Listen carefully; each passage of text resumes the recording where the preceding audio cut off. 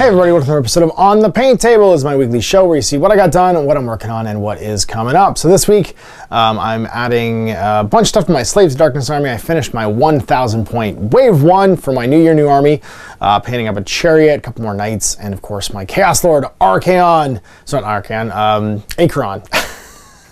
Acheron, the poor man's Archaon, the Warp Rider. He's my Chaos Lord on a Karkadrak. And then I got some more stuff to paint. I built some more models, but after having played a game now, a couple games actually since Owen's Caradon Overlords, I've decided I'm going to build the Ruinbringer Warband, which means I need to change a bit what I'd planned on adding. I was just kind of trying to finish up stuff that was on the sprue still, but now that's built and base coated, I can add it later. I need to get another Gorby's Chariot. I need to finish painting another unit of Knights.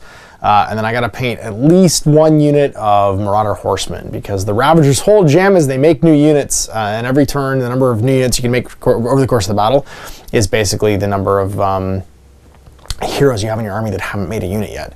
So being able to potentially summon on, you know, an extra for every hero I have, so at 1,500 I'm gonna have 2 heroes, an extra 180 points for the guys, an extra 20 wounds. This is pretty great, and I've already got a unit of Iron Golems from my Warcry Warband that I can use to summon in. On my first game, that's what I used. I tried them out because they're a great objective holder. They just show up on the table edge within 6, not within 9 of the enemy, and usually that's enough to get to a zone, typically. I can also, if they show up, they don't count as moving because they didn't move. They just can't move in the movement phase, and that means that they reroll their saves too. So having a 4+ save, rerolling all your failed saves, like just 10 or 8 models, contest the zone was super handy in my last couple games. But then Marauder Horse are mobile and can shoot and can do all kinds of things. So they're the unit I would typically, I think, summon when I've got more heroes. And at 1,500, I still only have 2 heroes, but I'll go to more when I hit the full 2,000 point mark, and I'll probably want to at least my 1 unit of Iron Golems to hold a zone, and then 2 more units to go threaten zones. And free units are always good, so yeah, we're gonna paint some more folks. So let's take a look at what got done and what is coming up. So first things first, here's what got done. My Gorby's Chariots all painted up in the same kind of color scheme as the rest of my army, along with the last 2 of my Chaos Knights to fill in my 5-man unit, the classic Chaos Knights, and then Acheron the Warp Rider, my Chaos Lord on a Karkadrak, all finished too. I gave him some like glowing runes on all his weapons and his armor and everywhere, because I figure he's suffused with the warp. The warp is overcoming him. It is a wonderful pain. And this finished up my 1,000 points. So it was 15 Warriors of Chaos, a unit of Chaos Knights, Gorby's Chariots, and then my Chaos Sorcerer Lord for some spells, and Acheron here, the Warp Rider, my Chaos Lord, ready to lead his Ruinbringer Warband when it all gets finished up. So a lot of fun. Again, same process before, just black primer, dry brushed with oh god, whatever bulk gunmetal is called now. Lead Belcher? I don't even remember anymore. There's too many years, too many paint names on all the metal bits. And then some browns and grays. The bases are Scabblight Dinge, dry brush with Ricard Flesh, and Pallid Witch Flesh. And then I think this is P3 Crimson. What is it? Whatever the Menoth Crimson is. Blended up to a flesh tone. So I think I threw some Bugman's Glow in there to blend it up. And this is Baneblade Brown washed down with Brown Wash, and then blended back up with some Ricard Flesh.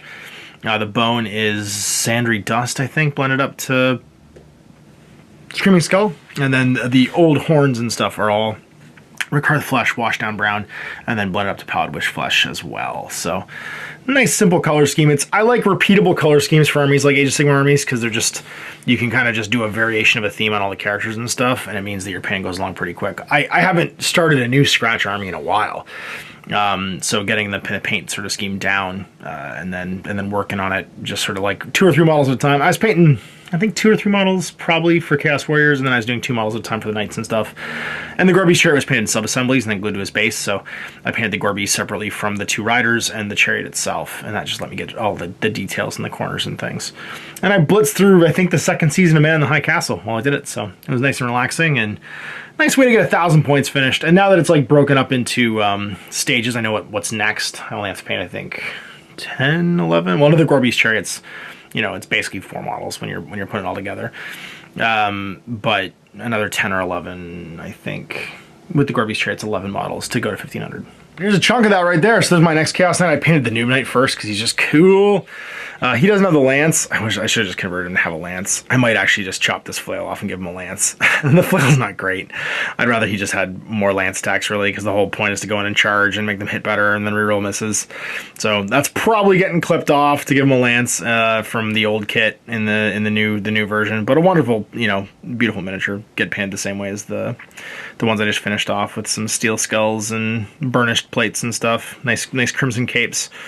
And yeah, it was a nice, easy push fit model. And then the last of the push fit dudes, who you can see here, these are all the ones that the shields were like built onto. So like this guy, the shield is like built onto his back, so I couldn't just do the double hand opens with them.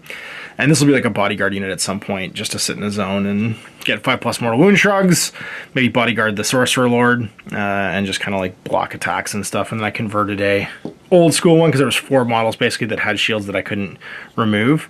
Here's an old school Chaos Warrior with one of the new school shields left over from the other guys. And a Chaos Knight head, and he blends in just fine. He sits just fine with the rest of them. They're all roughly the same size. And you wouldn't even be able to tell when they're all painted. So they're all done with their dry brushing and their Scab Light Dinge on the bases and ready to get painted. And then my Dark Earth Chieftain, I just put some I had extra Scab Light Dinge out, so I put that on his base. And my Chaos Lord, he'll be my Foot Lord. I think he'll come out to play at 2,000 points. I'm tempted just to reinforce the Runebringer Warband with 10 more Knights and make it so it's like 2 10-man Knight units just going in. Then I Knight of Chaos them with command points. But also, I do need heroes. My whole Ravagers thing is I make more units with heroes, so I should probably take an extra hero. If for no other reason than this guy has an amazing command ability for the Chaos Warriors. He's only 110 points. So if I took him, the problem is I only have 1 Cast, 1 Dispel, 1 Wizard. Wizards are not great in the Slaves to Darkness. It kind of sucks. I was thinking about taking Bellicor just to get extra spells and stuff, but this guy's command ability is great. Because he can make that whole unit of 15 Chaos Warriors fight twice, and that's a bananas number of attacks. Or even the Chaos Knight unit. Oh no, sorry, it can't be Chaos Knights. Actually, it's just, I think it's just Warriors of Chaos. If you can make the Knight units fight twice, that'd be amazing, but I don't think you can. But even just the 15-mana Chaos Warrior unit, you know, going in with 31 attacks, rerolling all their misses, and then they wound on 3s anyway, so it's a lot of stabbing. And then I got 2 units of Martyrs back there and the rest of the Knights to build. And these guys, I'm going to be building and painting for Starbreach. This is some of my favorite rack miniatures, just these like random scientist miniatures from Operation, I think it was Frostbite.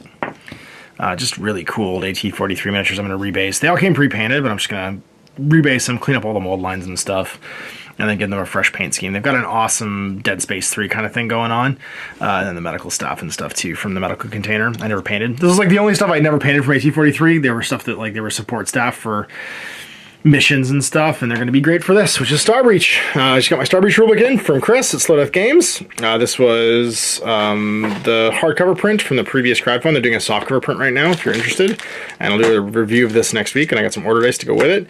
And I'm going to dust off my AT-43 stuff to play it. So you'll see that coming up soon, as well as my review next Saturday.